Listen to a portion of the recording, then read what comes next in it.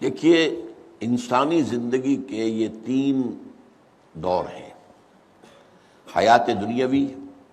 جو ہماری پیدائش سے شروع ہو کر اور ہماری موت پر ختم ہو جائے، پھر حیات برزخی موت سے لے کر قیامت کے دن تک، اور پھر حیات اخروی ہے قیامت میں ریزریکشن کے بعد سے وہ زندگی جو ہے جو جنت یا دوزخ کی ہے۔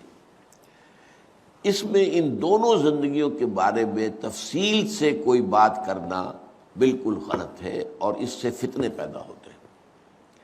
ظاہر بات ہے کہ قبر، جسم تو قبر میں رہتا ہے، اس میں تو کوئی شک ہی نہیں ہے۔ روح کہاں جاتی ہے؟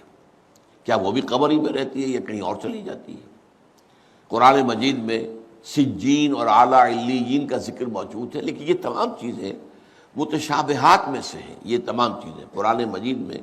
سورہ آل عمران کے شروع میں بیان کیا گیا ہے کہ ہم نے یہ کتاب اتاری ہے، اس میں کچھ آیات محکمات ہیں، کچھ متشابہات ہیں۔ وہ متشابہات کا ایگزیکٹ مفہوم جاننا اس وقت ہمارے لیے ممکن نہیں ہے۔ یہ تو جب اس عالم میں ہم پہنچیں گے تو معلوم ہوگا کہ ہاں یہ بات تھی کہ جو قرآن مجید میں اس طور سے کہی گئی تھی۔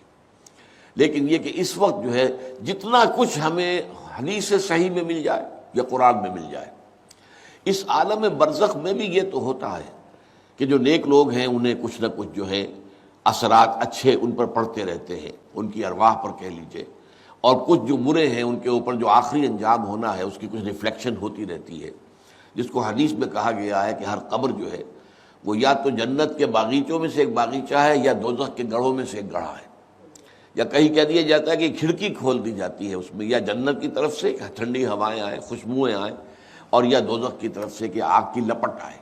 دوزخ میں داخل ہوں گے قیامت کے بعد ہی، اور جنت میں داخل ہوں گے قیامت کے بعد ہی، لیکن اس کے کچھ آثار پڑنے شروع ہو جاتے ہیں۔ وہ جس کو انگریزی میں آپ کہتے ہیں coming events cast their shadows before,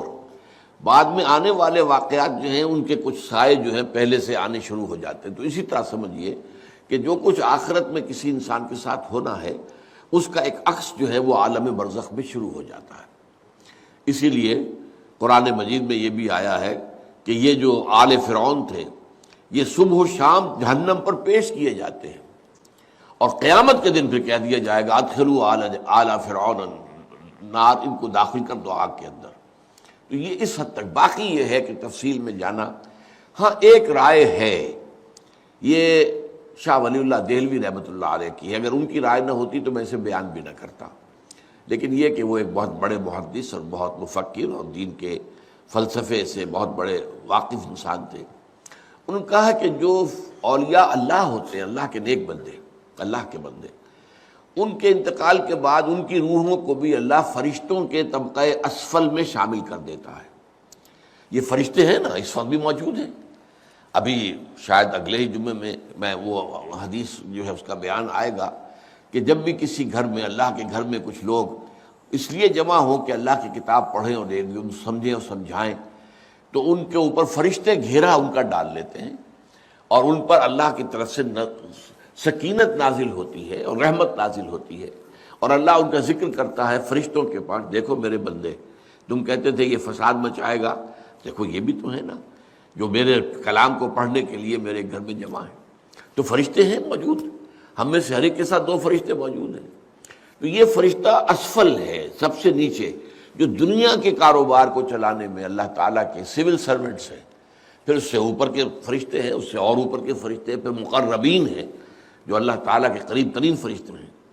لیکن یہ کہ ملائکہ کے طبقہ اسفل میں شامل کر لیتے ہیں تاکہ جو کام اللہ تعالیٰ ملائکہ سے لیتا ہے وہ ان سے بھی لینے شروع کر دیتا ہے۔ لیکن ہمیں یہ اجازت نہیں ہے کہ ہم فرشتوں کو پکار کر کہیں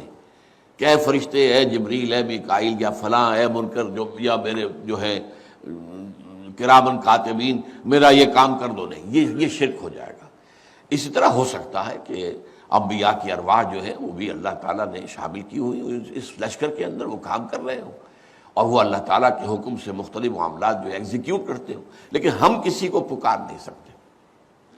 بس یہ اگر آ گیا میدان تو یہ پھر جو ہے شرک شروع ہو